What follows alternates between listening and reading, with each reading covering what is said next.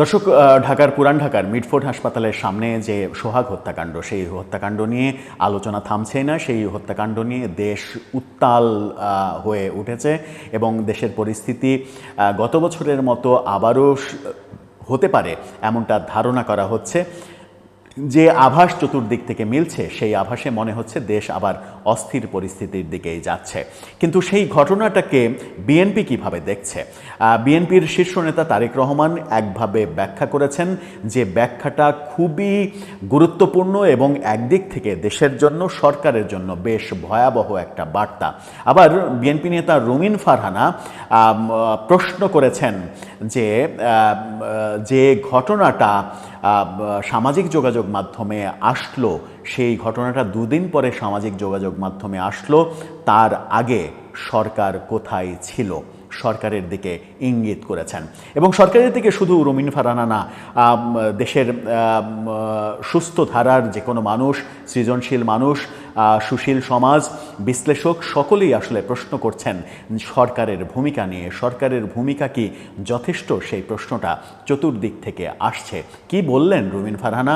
কি বলতে চাইলেন এই হত্যাকাণ্ড নিয়ে তারেক রহমান, যার এগুলোর পেছনে সত্যি সত্যি কোনো বাস্তবতা আছে কিনা সেগুলো খুঁজে দেখার চেষ্টা করব এই ভিডিওতে।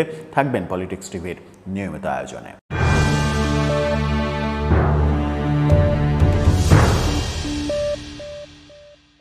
দর্শক, পলিটিক্স টিভি নিয়মিত ভিডিওগুলো স্পন্সর করছে প্রজাপতি.tv, নতুন ওটিটি প্ল্যাটফর্ম। আপনারা চাইলে ইউটিউবে, ফেসবুকে, ইনস্টাগ্রামে, টিকটকে দেখে নিতে পারেন। ডেসক্রিপশন বক্সে লিঙ্ক দেওয়া থাকবে, সেখান থেকেও আপনারা দেখে নিতে পারেন প্রজাপতির কার্যক্রম। চলে যাচ্ছি মূল ভিডিওতে।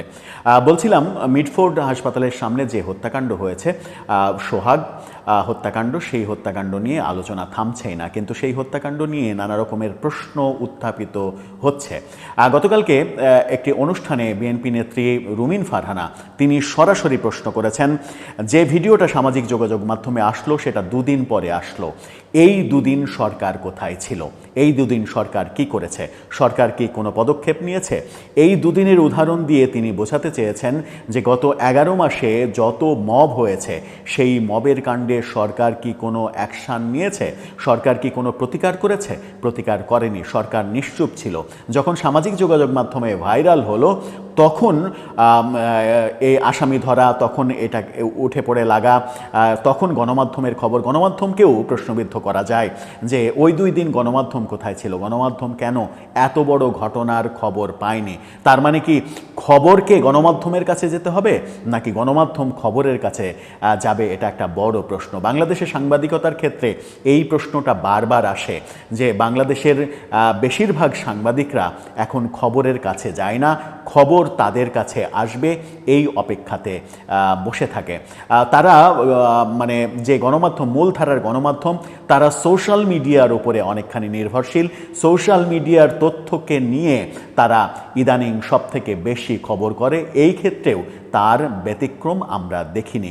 সোশ্যাল মিডিয়াতে যদি ব্যাপারটা না আসতো, ভিডিওটা যদি ভাইরাল না হতো, তাহলে গণমাধ্যমে খবর হতো না, সরকার চুপ ছিল, চুপই থাকতো। অর্থাৎ সরকার যখন সোশ্যাল মিডিয়াতে এটা ভাইরাল হয়েছে, তখন সরকার বিপদে পড়ে এটার বিরুদ্ধে পুলিশি অ্যাকশান নিতে গিয়েছে। তার আগে পর্যন্ত সরকার নিশ্চুপ, নির্বাক, এবং গত 11 মাসে সরকার প্রতিটা ক্ষেত্রেই, প্রতিটা ঘটনার ক্ষেত্রেই নিশ্চুপ থেকেছে বলেই এরকম ঘটনা ঘটছে, এমনটা বলার চেষ্টা করেছেন রুমিন ফারহানা। রুমিন ফারহানার এই বক্তব্যটা গ্রহণযোগ্য বক্তব্য, এই বক্তব্য গ্রহণ করাই যায়।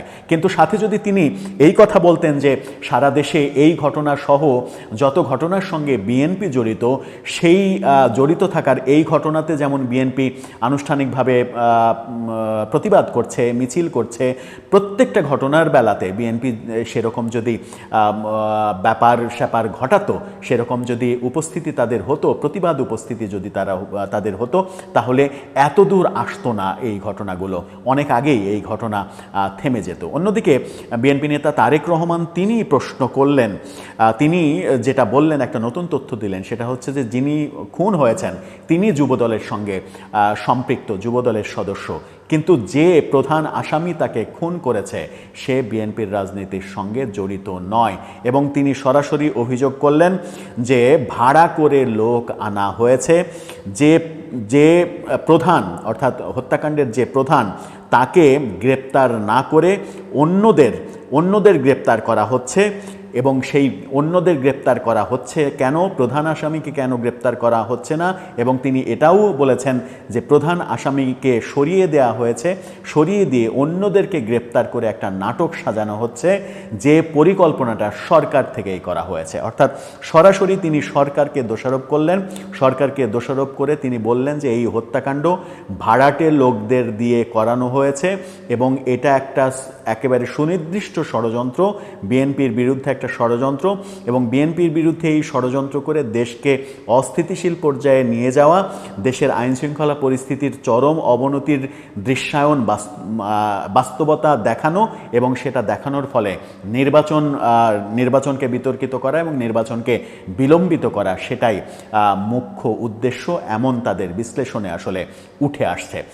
ব্যাপারটা খুবই ভয়াবহ, ব্যাপারটা খুবই গুরুত্বপূর্ণ। যদি সাজানো হয়, যদি সাজানো কাউকে, ভাড়া করা কাউকে দিয়ে এই ঘটানো হয়ে থাকে, তাহলে সরকারের অবশ্যই উচিত এই ব্যাপারে তাদের অবস্থান পরিবর্তন করা। এখন দেখতে হবে যে তারেক রহমানের এই ব্যাখ্যাটা, তারেক রহমানের এই মন্তব্যটা সঠিক কিনা। যদি সঠিক হয় তাহলে একটা ভয়াবহ বাস্তবতায় আমরা বসবাস করছি।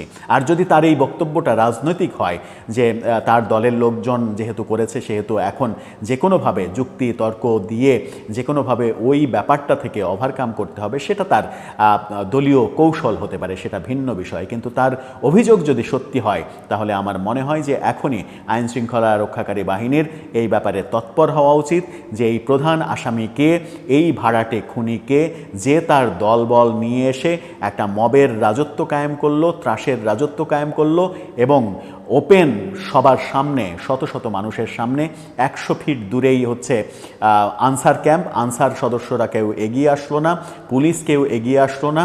যখন লাশ পড়ে থাকলো, নিথর দেহ, এবং পুরো রাস্তা যখন রক্তাক্ত হয়ে গেল, তখন পুলিশ এসে লাশটা ঢেকে দিল এবং লাশ উদ্ধার করে মর্গে পাঠালো।